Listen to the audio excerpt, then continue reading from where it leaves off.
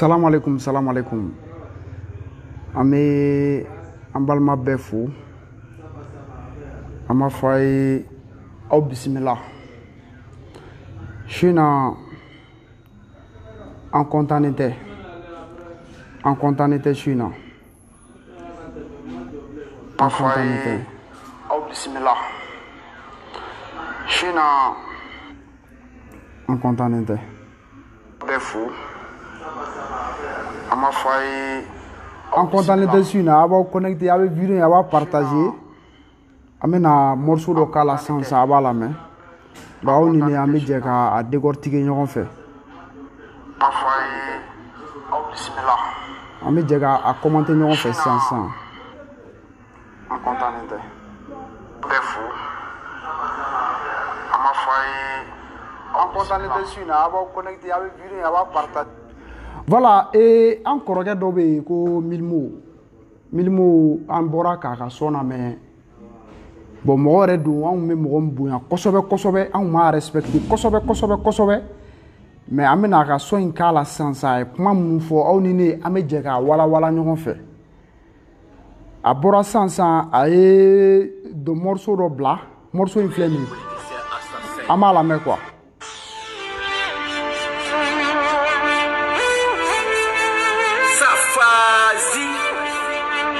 Inside. Militaire populiste, population. Ah mais comme militaire populiste. Donc militaire mais non surasi munu me ni tognini na odo milimo ka ma abodo ira. Donc a fo a morceau d'amne là. Aveugle émotive, imam politique. Donc population aveugle. Donc jamana de munu nya chilendo ko malidenw ko olu nya chilendo do milimo de côté nto. Entouré de politiciens assassins. Donc, imam politicien entouré des assassins. Donc, imam Mahmoud Diko, ko oye politicien, ko entouré noni mo fakala ouye. Tiens, fouille ma glande, rafinani toi mon plan. Pour le faire la question à avenir bécanissant. Trop de questions dans ma tête. De l'histoire sur le bête. Je suis bête, en fait, je me. Voilà, ame viré, ama awala kelengelawe awa sega famia. Donc milmo kapma parce que ni ale kan morceau la mais ça iba ira ka fo ko coup d'état mun kera o ma jaay o de be ga bla be ga surasu dogoya. Donc jamana de munu fene bora avec ko olu fene dogoya ka ira ka fo ko olu e c'est-à-dire population aveugle population munu ti yelike okoro mo munu bora olu ma karim nga shweli mo munu bora oluma ibeka ye abeka jamana in d'Afrique mogo munu bora oluma metru ye grève la mogo munu bora oluma dokotoroso chile mogo munu bora oluma aye ko ancien we grève ke olso ka datugu pendant des années mogo munu bora oluma karim nga video e karim ni gowe nyon ta ani buba ka taga Italie ka ta sunguruba ta ku jamana nafolo la mogo ye aveugle donc o mogo nunu olu aveugle de milmo olu aveugle de mogo munu karim tara kata sunguruba uta kata jawla Italie donc malien moye malien ya aveugle anga kalan tiena on est avec l'insécurité grandissante nous on est avec toujours milmo donc ekoko malien deun alsa on ma yelike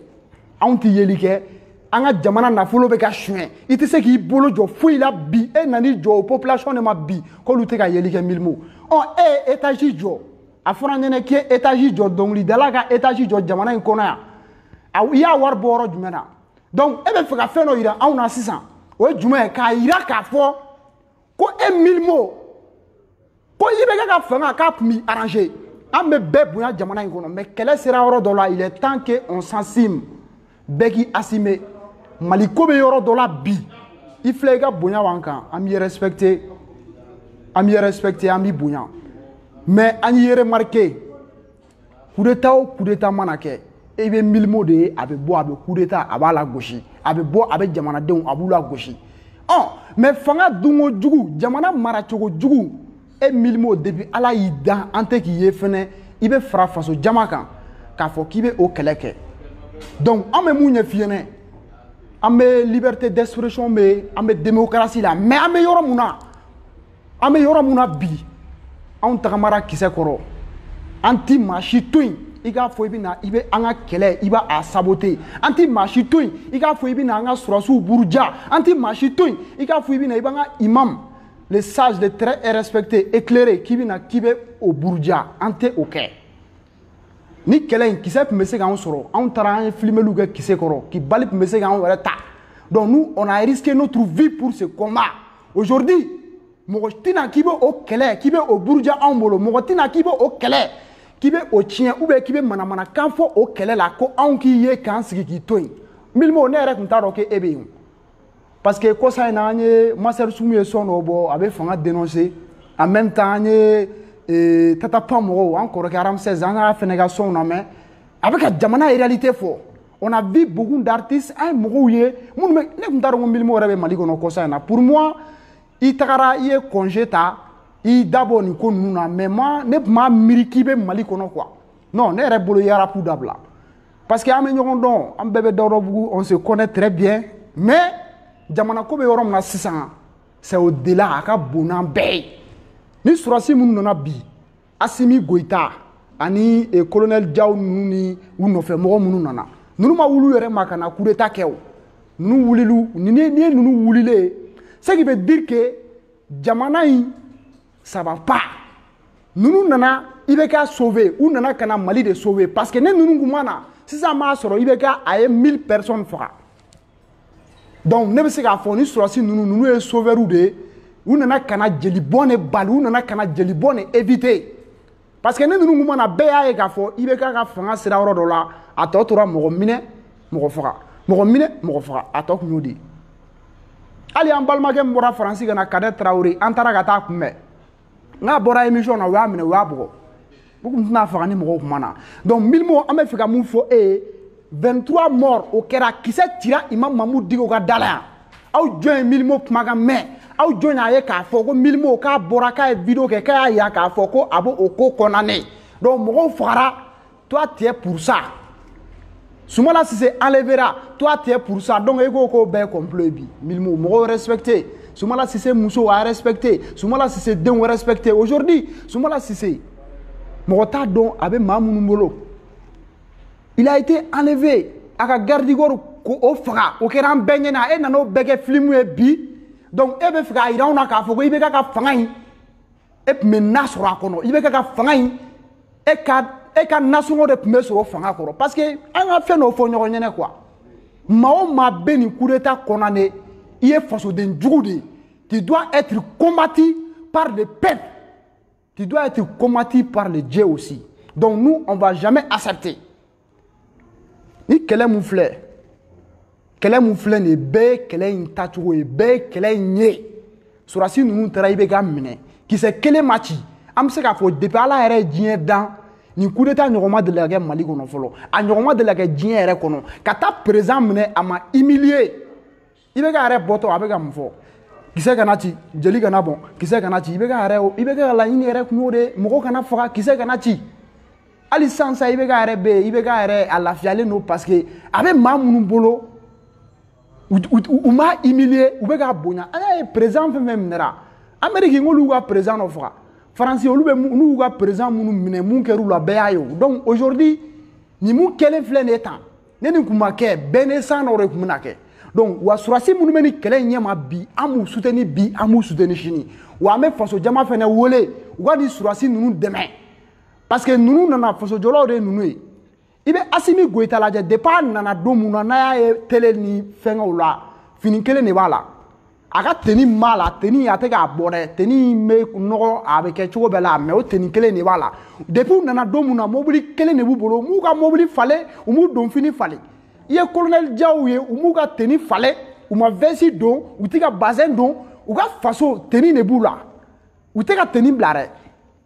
wa fɛnɛ mobili IBK ka mobili lajɛ V8 joli plus de 20 V8 plus de 130 V8 o de tun bɛ circuler mais a V8 u y'a bɛɛ minɛ u y'a bɛɛ jɔ tranquillement u bɛ ka baara kɛ n'u ka surasi mobilininw de ye mobilinin minnu b'u bolo u bɛ ka circuler n'o de ye fan bɛɛ sisan u si ka fini tɛ ka falen u ye coup d'état kɛ ni fini min ye fo bi o de b'u la donc an bɛ se k'a fɔ ni mɔgɔ ninnu mɔgɔ bɛ se k'i jigi da u kan mɔgɔ bɛ se k'i jigi sigi u kan e be bɔ k'i be coup d'état la gosi diɲɛ jamana jumɛn n'i y'a ye Chine développera parce que coup d'état de kɛra Chine Mao Zedong nana ka na frontière fermée ka se ka révolution kɛ n'i y'a ye France développera il y a eu des révolutions 1716 révolution wulila France u ka président minɛ ka kɛlɛ kɛ pour que u ka jamana bɛ se ka développer n'i y'a ye Rwanda développera dɔ wɛrɛ tɛ Paul Kagame de nana donc o Paul Kagame olu bɛ anw fɛ yan i ɲɛ bɛ Poutine mun na n'a y'u ka jamana jɔ o Poutine o bɛ anw fɛ Mali kɔnɔ yan Poutine mɛ yan an y'o de fɔ an ma foyi ɲini mɔgɔ fɛ an b'a fɔ fɛnɛ ko mɔgɔ mɔgɔ tugura i bɛ ka kɔ k'a bɛɛ mɔgɔlankolon ye k'u si da kana don fasoko la an m'o fɔ a bɛ se ka kɛ maa ɲumanw b'u la a bɛ se ka kɛ fasojɔlaw b'u la Maliki Kulubali tɛ a tun tɛ i bɛ ka gouvernement kɔnɔ mais Maliki Kulubali jɔn bɛ se k'a fɔ ko Maliki Kulubali ko mɔgɔlankolon don mais Maliki Kulubali ni gouvernement ko k'a bɛ sigi bi Maliki Kulubali bɛ don a bɛ na ministre de la justice la ka na kiiri kunna ka na kiiri tigɛ a tigɛcogo la ka zon minɛ k'u datugu ka fasocilaw minɛ k'u datugu donc Milimo e ka nin kuma in Mali surasiw y'a jira anw na ko minɛnko de tun b'u la Mali surasiw y'a jira anw na ko ja n'olu farala ɲɔgɔn kan ko fa tɛ foyi ye ninnu bolo bilahi ne ninnu ko minnu nalen filɛ nin équipe hali don an ka surasiw ye opération min lancé bɛɛ bɔra a kalama opération nocturne u ye plus de 23 terroristes o de fagara semaine kunasini plus de 23 terroristes an ka surasiw y'o de faga donc a yirala an na k'a fɔ e Milimo ko jamanadenw ko ils sont avec jamanaden minnu ye ni olu ɲɛ cilen tɛ e mun ɲɛ cilen don anw ka avion coulera au sol aw ye Milimo mankan mɛn a la les avions militaires ont été coulés au sol est-ce que aw ye Milimo mankan mɛn a kuma la est-ce que aw ye Milimo ye ka bɔ k'a fɔ ko Mali avion ko ka minnu y'a wariw dun ko k'u minɛ pourquoi e ma bɔ ka o avion ko kɛlɛ kɛ ni e bɛ ka armée dɛmɛ ni e ta ye jamana ko ye ni e ta ye faso ko ye parce que l'art doit servir la nation c'est-à-dire ni Ala y'i kɛ kumakɛla ye ko maaw b'i lamɛn e ka kuma on a vu an ye Bob Marley ka dɔnkili a y'a da de ka se ka diɲɛ dɛmɛ ka se k'a yɛrɛ a bɔdugu dɛmɛ mais e bɛ dɔnkili da ne e ka jamanadenw bɛ fɛ ka taa ɲɛ n'olu bɛ fɛ ka révolution kɛ e bɛ bɔ de e bɛ olu la gosi e b'i ka jamana la gosi non Milimo je suis désolé mi bonya n kɔrɔ ye n t'i fa nini n t'i ba nini mais n bɛ fɛ ka mun f'i ɲɛna i ka so in so min b'i bolo i bɛ fɛ k'a yira anw na k'a fɔ i m'a jɔ jɛlenya kan parce que i ka bi kuma in an y'i ye coup d'état o coup d'état i bɛ bɔ i bɛ kuma mais an bɛ fɛ ka mun f'i ye ni maa minnu nalen filɛ walayi ninnu an b'o de f'u ye faso jama ye danaya min da u kan u y'a jira anw na u nali ni sisan cɛ mardi tɛmɛlen bi ye dimanche de ye fɔlɔ Asimi an y'a ye yɔrɔ o yɔrɔ a n'a ka tenue nɔgɔlen in de bɛ ɲɔgɔn na walahi tenue kelen min b'a bolo a bɛ k'o de don colonel Diaw tenue kelen min b'u la o bɛ k'o de don u tɛ k'u ka fini falen dɛ u tɛ k'an bɛɛ jan kɛ dɛ a y'u ye opérateur économique wulila an bɛ taa buru di an bɛ taa malo di an bɛ taa sɔ di an bɛ taa te di a bɛɛ ye ninnu ka u ye communiqué min kɛ a bɛɛ y'a ye k'u t'i fɛ maa si den kelen k'i ka taa ni fɛn ye non k'u mago tɛ mɔgɔ ka fɛn na olu bɛɛ prévu ye ka jira anw na donc maintenant an bɛ fɛ ka mun fɔ mɔgɔw ɲɛna sisan an bɛ yɔrɔ min na sisan jamana in mago b'a den bɛɛ la jamana in an tɛ mɔgɔ wele ka bila vengeance la k'a fɔ ko IBK taara de k'an b'a fɔ ko an ka vengeance kɛ non IBK ka maaw la maa ɲuman dɔw b'u la maa ɲuman minnu b'u la an ka olu ta an ka na n'u ye ni mun bɛ se mun na an kana fɔ an ye IBK kɛlɛ mun na ni mɔgɔ wɛrɛ o mɔgɔ wɛrɛ ko k'i b'o kɛ jamana in kɔnɔ anw b'i kɛlɛ o ye jumɛn ye k'a fɔ non ni tigi nin IBK don ou bien ni tigi ni nin mun don non parce que IBK ka magana kɔnɔ mun kɛra karisa bɛ opposition na an ka mabɔ an kana n'a gɛrɛ donc k'a fɔ bi ko hali fanga kura sigira k'a ka fɔ ko non ko karisa ni IBK jɛra k'a ka écarter k'a sɔrɔ a bɛ se fɛn dɔ la non an tɛ a to o fana ka kɛ jamana kura an mago b'o bi nouveau type de malien den kura o ye jumɛn ye anw yɛrɛ fana ka an jogo falen o kɛlɛ de bɛna daminɛ o e bolo ko an bɛna an sigi ten de k'a lajɛ yan non maliden bɛɛ k'i da don a la jamanaden bɛɛ an b'o de bɛɛ wele mali bɛ yɔrɔ min na bi bɛɛ k'i da don jamana ko in na pour que a bɛ se ka taa wa maliyɛnden bɛɛ k'i tɛgɛ di ɲɔgɔn ma an kana fɔ an bɛ division créer non ninnu karisa ninnu bɛ nin côté la non an bɛɛ ka fara ɲɔgɔn kan opposition côté majorité côté maliko de bɛ yen aujourd'hui IBK yɛrɛ bɛ yen IBK yɛrɛ ko hali CEDEAO mɔgɔw nana a y'a f'u ye fɛn t'a la u kana n'a essayer k'u bɛ problème ɲini ka se jamana in ma donc moi je pense que IBK yɛrɛ tun bɛ yɔrɔ min na doni ne kuma kun a t'a dɔn a bɛ doni jigi cogoya min na donc M5 RP mɔgɔw ye baara nɔgɔya a bolo surasiw nana baara yɛrɛ ka doni in tɔni ka jigin ka bɔ a kun donc ni surasi ninnu u ye ko in kɛ k'a ban nba kelen ma sa depuis ala ye diɲɛ da coup d'état ma deli ka kɛ fɔlɔ ko mɔgɔ ma sa la mais ni surasi ninnu nana u y'a yira anw na k'a fɔ ko hɔrɔnw don u y'a yira anw na ko ja janfa Mali armée kun janfalen de don an ka jamana ɲɛmɔgɔw fɛ o y'o de yira anw na donc ni surasi ninnu an jigi b'u kan u ka se ka jamana in a fan o fan ni insécurité bɛ yen ka sécurité k'a la nata yɔrɔ la ni surasi ninnu an jigi b'u kan faso jama jigi b'aw kan aujourd'hui Assimi Ami Iwole malien denw jigi b'aw kan faso in aw kana sɔn parce que aujourd'hui Mali bɛ danga dɔ de la ne ni ko in n'a échouera o ye Mali révolution ko bannen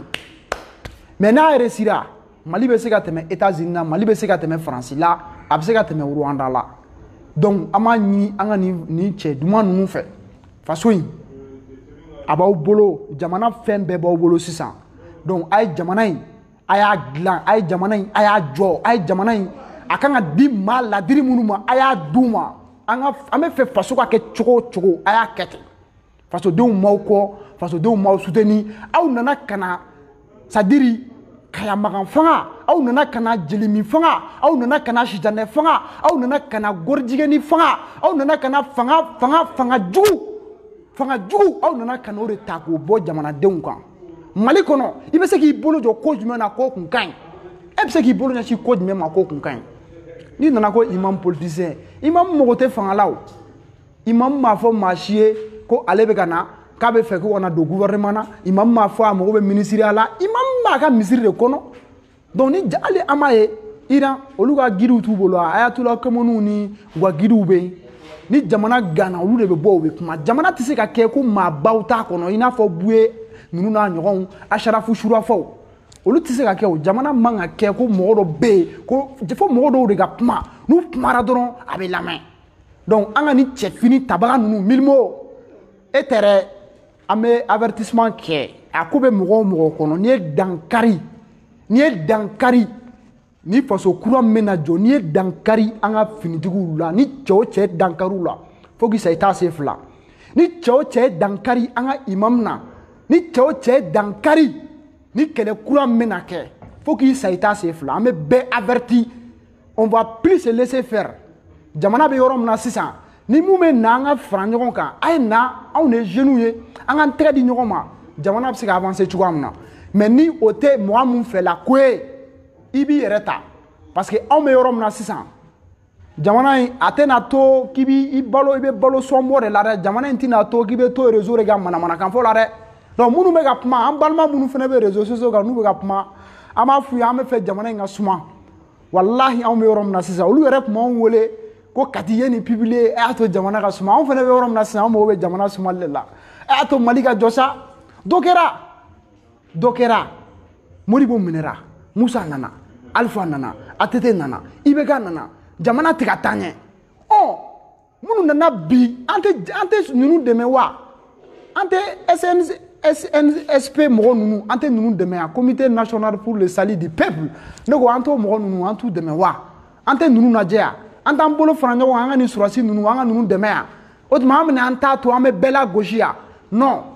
bilahi ni surasi ninnu nalen ni sisan cɛ dɔw u ye djihadiste 27 o de fagara Mali centre la djihadiste 27 a bɛ se ka taa vérifier donc ninnu y'a jira anw na ko Mali armée k'a trahira ko Mali armée k'a kun janfalen de don donc moi je pense qu'aujourd'hui an ka danaya da ni mɔgɔ ninnu kan Mali ka avenir Assimi Goïta a b'i bolo n'i sera k'a kɛ ka ɲa ne sigilen filɛ Thomas Sankara de ka guloki bɛ n na mais Thomas Sankara sara a bɛ san joli bɔ a tɔgɔ tɛ ka fɔ bi ya a ye baara dɔ de kɛ Thomas Sankara n'a su wulila a t'anw dɔn yɛrɛ Modibo Keita a bɛ ka fɔ bi dɔ wɛrɛ tɛ o a ye ko dɔ de kɛ Thomas Sankara n'a ye coup d'état de kɛ ka na n'i y'a ye Thomas tɔgɔ fɔra a ye coup d'état de kɛ président dɔ la k'i sigi ka se k'a ka jamana k'a jɔ donc aw minnu bɛ yen bi an tɛ kɛlɛ tɛ ko jeune ko dɛ aw bɛɛ ye jeunes de ye aw bɛɛ ye denmisɛnninw de ye wa formation b'aw bɛɛ la an b'a dɔn aw bɛ se ka jamana in a bɛ se k'a lataga ɲɛfɛ donc aw kana mɔgɔ lamɛn ni mun kan ka kɛ aw kana to maa si ka t'aw la influencer aw kana to maa si ka don aw kan ni wari ye aya ye mun be ga fo ibe ga nunu ma bi de Karim Keita Allahu akbar bi nya ye malendew ne wulila ku be Karim nyini Karim yere tunna Mali kono est ce que an me se ga miri ko dono la ko mo bi na wuli ku be Karim nyini ka be mia mais an ya fo u yan ke malangolo nyini jamana en kono kan ke anu environnement nu mo be tayini ni la mais bia be chodi est ce que an me ga boga alerte munu lancer ni be ga kunyaw na me abeseni na ni Karim kunyaw na me abeseni na mais bi Karim abola tournendo aw me se ga miri dimanche temele Karim me Bamako kono ya ap me benjala mais bi Karim abega boli ala masa de bi ibeka abe amineleno ibeka mun ko l'état va s'assumer face au peuple face aux manifestants à Meni aujourd'hui ibeka are minelendo on rebega delige pour que ibeka akorola abe yoro muna sengenendo agata na be furake yoro muna comme yu banganga hôpitalu glan ka Gabriel Touré ni ponche glan an reba nyini sura sufe wa hinala aka anga exil nyina e fan of na bta furake ou anga médecin no wole uga furake parce que abe orom na sengena ibeka ara hine de bene la wallahi ab sengena parce que ibeka krefe mogo ni oya deuni a krefe mogo munu me olu de ibeka ara ka a to chinya ga bla filila donc asimi colonel Ndiaw ama nyina o fe aw re krefe mogo aya o kolojula aw kana so mogo ko la influencer mogo do retara binim jamana ni a faso na kalfarawla aw kana sira na ya keganya al naw sara aw tobe do Mali histoire la aw kana reculer parce que aujourd'hui antika kelenga on rek ma tugunine ame chine la jan deunga avenir amore fo milmo en an deunga avenir anga kele ta on rek tugun anga kele we an deunne we an modewne amena mune to chini ka jamana burja meturu tiga sara docteur so tambolo kalan so tambolo santiri antisega ta fanchi ka jamana bi ibe se ka mumuta Mali kono kibi jigi daka awe artiste yi ga jamana défendre ali Tupac nunu me rap conscient da billahi u me dongli nyene mo da ku gwa faso bobolula me ga ke dongli dala e ga faso ka taganya chuko amna ere be blo contrôle la e be boy be mo la gauche iko ko mo munu ko les politiciens assassins là oluma 23 fagade les manifestants ou tera kata mau faga digo ka yoro la kata kise chula mo ka légalité da on nye de ya kera on nyene Mali histoire mo ta nye fon nyene de akena on nye bosoni ne nyene anye bosoni mo fagara ke e dom li dala qui est artiste qui bi faso fait ni e kunga bode iba foko bo ibe ka ye mo fagara ma be ame ko la ko assemblée tira ORTM sagazira no lu be faso ta ni assemblée ko tira ani tiliga kan absega jo munu sarabi est-ce que ibeka tagara amna se ko lu shula wulia anga tiga daele ninga keta mais est-ce que lu shube se ka wulia u shute wulu donc am ibeka fe wallahi ali bi ibeka be rom na ibeka kadanye akadanye ore la nya fo ya ka fanga bla ka di ma wore ma munu me se na ibeka are la je billahi ali tagama ka gele ibeka ma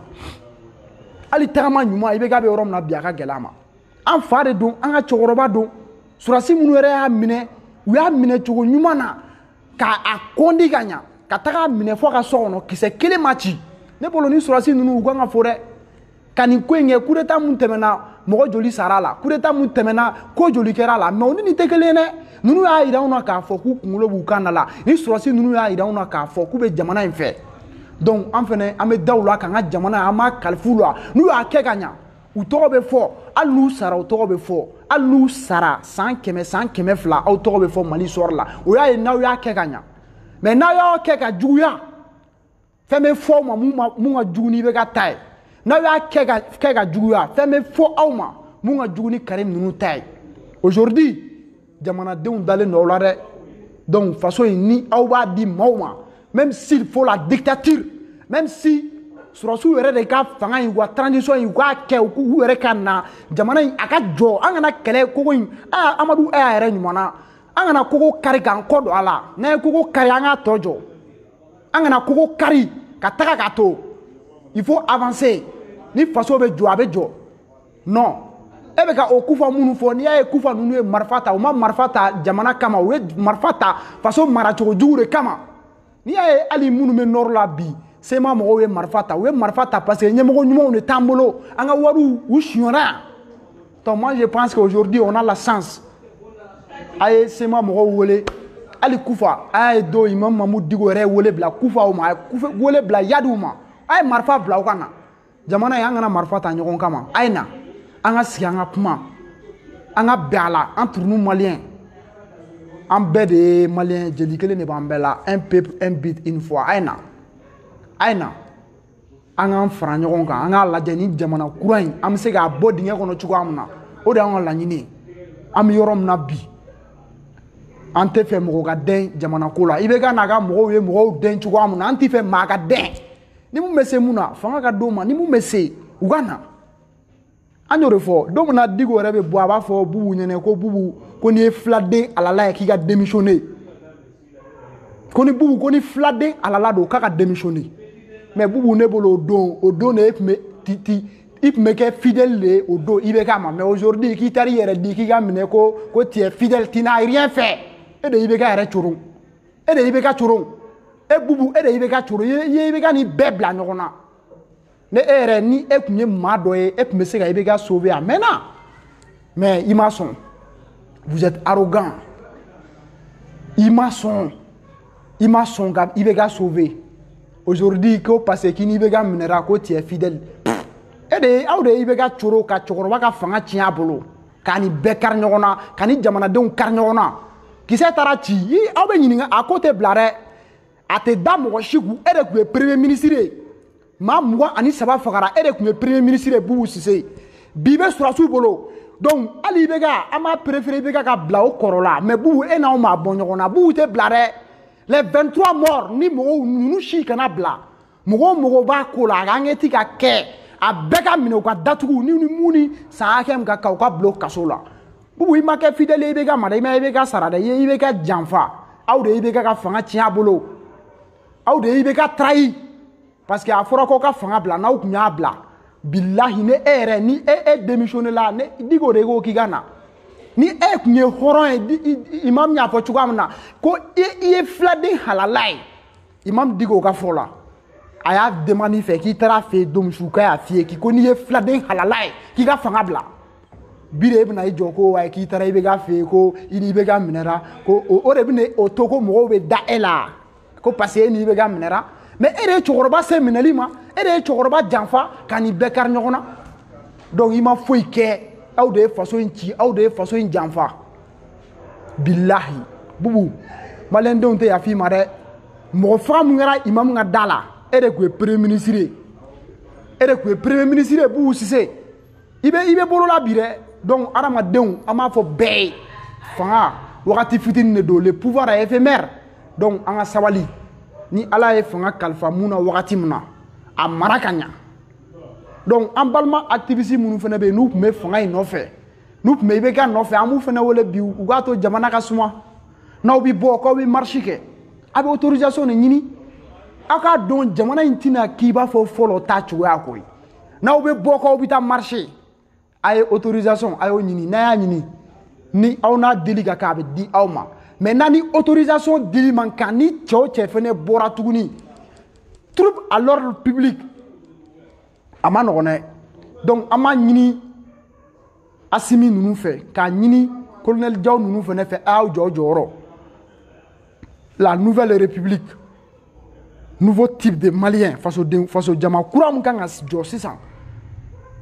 avec jo nié sensi de ambolo ame fait Mali ake mouye aka koy ante na avancé quand au France il faut que aujourd'hui un lien coupé avec la France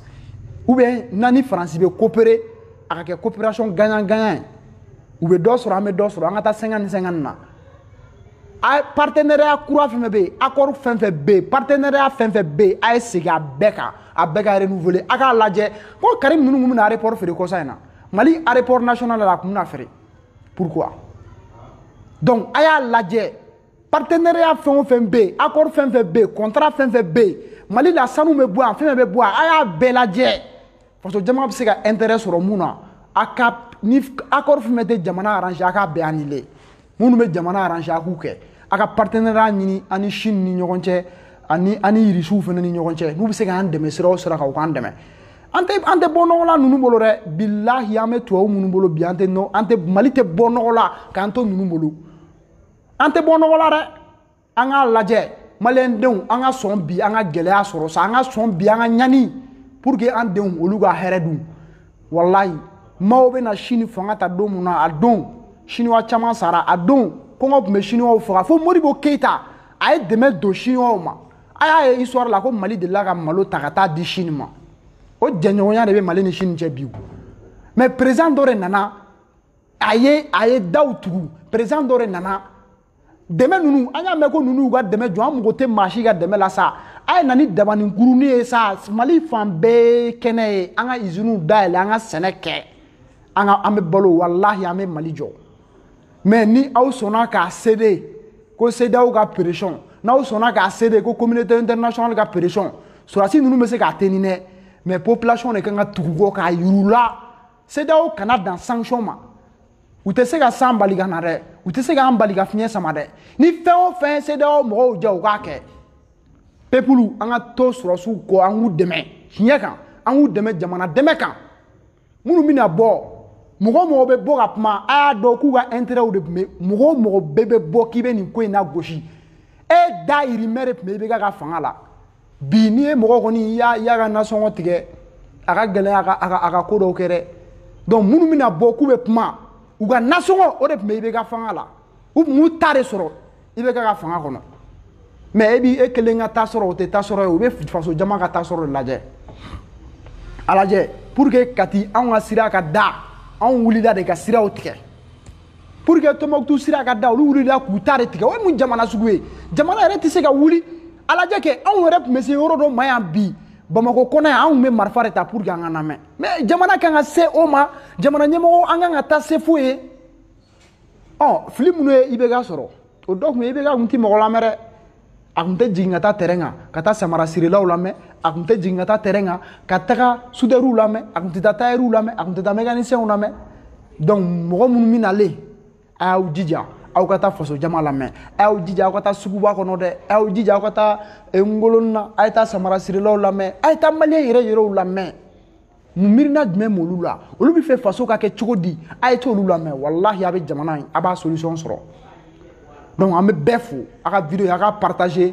an kɔrɔkɛ Milimo a k'a mɛn i kɔlɔsi Milimo i kɔlɔsi n bɛ mun f'i ɲɛna kana an ka kɛlɛ kana lagosi mɔgɔw sara kɛlɛ in na dɛ mɔgɔw sara anw minnu yɛrɛ filɛ nin ye kisɛ tun bɛ se k'an sɔrɔ bali ye mɔgɔw ta ne kɛrɛfɛ n'u jɔlen don 0 mètre bali y'u sɔrɔ donc anw yɛrɛ y'an ka vie risquée aujourd'hui nin ko mun kɛlen filɛ anw yɛrɛ y'an ka vie risquée an dɔw sisan tun bɛ se k'an dɔw yɛrɛ sɔrɔ an salen don mais an tɛ se k'o risquer fu la an tɛ se k'o risquer mɔgɔ dɔw ka bɔ k'u bɛna manamanakan fɔ k'u b'an ka kɛlɛ lagosi an bolo mɔgɔw minɛra yan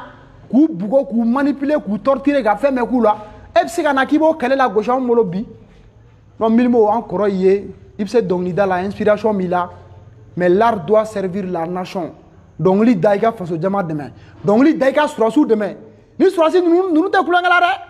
ni cɛw cɛ manamanakan fɔ an b'a fɔ aw ɲɛna sisan ninnu tɛ kulonkɛ la dɛ sɔrɔsi minnu bɛ yen ninnu tɛ kulonkɛ la donc k'o fɔ bɛɛ ɲɛna an bɛ bɛɛ fo ala ka jamana in ala k'a basigi an ka an tɛgɛ di ɲɔgɔn ma Mali bɛ yɔrɔ min na sisan a mago b'a den bɛɛ la mun fini mun jɛlen mun mana kɛ côté côté la an bɛɛ k'an tɛgɛ di ɲɔgɔn ma an ka fara ɲɔgɔn kan karisa ni IBK kun don karisa ni nin kun tɛ mun bɛ se mun na népotisme favoritisme ani kilano ko an ka olu bɔ a la an ka jamana in kɛ a yɛrɛ yɛrɛ ye donc ɲɛmɔgɔ minnu fana nana a y'aw kɔlɔsi parce que sisan aw kɛrɛfɛ mɔgɔw bɛ taa don aw kan n kɔrɔkɛ de ye n muso dɔgɔnin n kɔrɔkɛ n tan a y'aw kɔlɔsi o de ye jamana in ci aw kana mɔgɔ si lamɛn aw kana muso somɔgɔ i yɛrɛ somɔgɔ i kɔrɔkɛ somɔgɔ n teri non aw kana maa si lamɛn mun bɛ faso jama arranger a y'a kɛ wallahi faso jama b'aw kɔ Assimi Goïta n'a kɛra ka ɲa i tɔgɔ bɛ don Mali histoire la Thomas ka guloki filanw na nin Thomas kun ye sɔrɔsi de ye c'était un capitaine mais aujourd'hui a tɔgɔ bɛ ka fɔ diɲɛ kɔnɔ a y'a kɛ ka ɲa de donc colonel Ndiaw Assimi a n'aw tɔw bɛɛ n'a kɛra ka ɲa wallahi san 100 ɲinan kɔ aw tɔgɔ bɛ fɔ donc jamana in destin a bɛ aw bolo bi aw bɛ se ka Mali dakan falen bi aw bɛ se ka maliyɛndenw dakan falen bi n'a kɛra ka ɲa donc aw kana sɔn mun ye fanga tɛmɛlen sɔrɔ o ɲɔgɔn ka aw sɔrɔ donc jamanadenw yɛrɛ fɛnɛ kana sɔn o ma jamanadenw an bɛɛ ka wuli an ka faso in an ka maracogo lajɛ an ɲɛ i bɛ ka kɛlɛ mun na an kana sɔn maa wɛrɛ k'a fɔ k'a b'a ɲɔgɔn kɛ donc o ye contrôle citoyen de ye o ye veille citoyen de ye an k'an ka faso an ka lakana jamana fila t'anw bolo dɛ ni Mali tɛ dɛ Mali dɔrɔn de bɛ anw bolo donc an ka Mali an ka lakana an ka Mali an ka faso an ka dɛmɛ an ka kɛlɛ kɛ an ka ɲɛsin faso jɔ ma an tɛ kulonkɛ la dɛ k'a fɔ maliyɛnw ɲɛnɛ kɛlɛ kura nin y'o de daminɛlen kulonkɛ o banna kulonkɛ banna sisan Mali kura nouveau type de malien an yɛrɛ k'an jogo falen élection min bɛ nalen an kana thé minɛ an kana sukaro minɛ an kana wari minɛ an ka c'est-à-dire il est temps aujourd'hui anw yɛrɛ fɛnɛ an ka falen n'a ma ɲɛ an ye président dɔ falen sisan anw yɛrɛ an maliyɛn denw yɛrɛ an k'an jogo falen an bɛɛ kelen kelen na an k'an jogo falen parce que minnu bɛna bila yen anw de bɛ taa s'u ma an ka mɔgɔ ta an de ye kɛlɛ kɛ an kun bɛ M5 la an kun bɛ nin na an kun bɛ nin na an k'o dabila sa Mali bɛ jɔ cogoya min na an ka ɲɛsin o ma ba in anw de ye kɛlɛ kɛ anw de y'a kɛ tan anw de tun bɛ M5 na anw de tun bɛ nin na anw de tun bɛ nin na an ka bɔ bɛɛ kɔnɔ sisan Mali bɛ bɔ dingɛ kɔnɔ cogo di jɔnniw bɛ se karisa tun bɛ IBK ka gouvernement na oui a ye nana ka bilan a y'a kɛ ka ɲɛ wa est ce que ani nin place ka kan an k'a d'a ma karisa bɛ yan a m'an dɛmɛ an ka kɛlɛ la dɛ awɔ mais est ce que a bɛ se yan ok an k'a d'a ma donc an ka méritiw bila o placew la n'o kɛra bilahi jamana in a bɛ avancer maliyɛn denw an ka ɲɔgɔn minɛ aujourd'hui Afrique bɛɛ bɛ k'anw de lajɛ parce que nin coup d'état mun kɛra jeli ma bɔ mɔgɔ kelen ma sa président hali kala ma wagasi ni sɔrɔdasi ninnu non vous êtes professionnel wallahi aw kan ka dɛmɛ an b'aw dɛmɛ faso jama mago bɛ aw ka dɛmɛ la faso jama an b'a ɲini maliyɛn bɛɛ fɛ an ka nin mɔgɔ ninnu dɛmɛ nin ye an ka avenir de filɛ an ka avenir san 100 ne nin échouera an bɛ san 50 kɛ retard la Mali tɛ avancer Mali bɛ bila arrêt kura kan sisan de donc mɔgɔw kana lamɛn an ka ɲɛsin sini ma ani sinikɛnɛ ma n balimaw a bɛ vidéo a b'a partager an m'aw bɛɛ fo an b'an kɔrɔ wele kumakan laban na Milimo a ka ressaisi n'a bɛ dɔnkili da a ka dɔnkili da a ka sɔrɔsiw a k'u soutenir a ka faso jama dɛmɛ sinon n'i bɔra nin wagati i bɛ fɛn o fɛn fɔ o kɔrɔ ko coup d'état mun kɛra k'i ma sɔn a ma coup d'état yɛrɛ ma kɛ o kɔrɔ ko faso jama mun ye bɔli mun kɛ k'i ma sɔn a ma donc n'i ma sɔn a ma o kɔrɔ ko IBK ka fanga o tun bɛ ka mun kɛ e tun bɛ fɛ o ka continuer donc ni e tun bɛ fɛ ka continuer maliyɛnw kan k'a dɔn fɛn mobili minnu b'i bolo so minnu b'i bolo i y'u sɔrɔ cogo di e ka so i y'a jɔ cogo jumɛn na o kɔrɔ ko e fɛnɛ est ce que mɔgɔw man k'u yɛrɛ ɲininka i ka ko la et pourtant i dun bɛ yɔrɔ min na i kalannen don Ala ye dɔnniya d'i ma i kunkolo ka ɲi donc i ɲɛsin manamana ko o temps tɛmɛna i ɲɛsin kosɛbɛ ma an bɛ mun f'i ɲɛna i ɲɛsin dɔnkili ɲumanw dali ma minnu bɛ faso dɛmɛ an ka bɔ kalokalokanw kɔnɔ an ka ɲɛsin faso jɔ ma an bɛ bɛɛ fo a bɛ vidéo a b'a partager hakɛto b'a ka wasalamu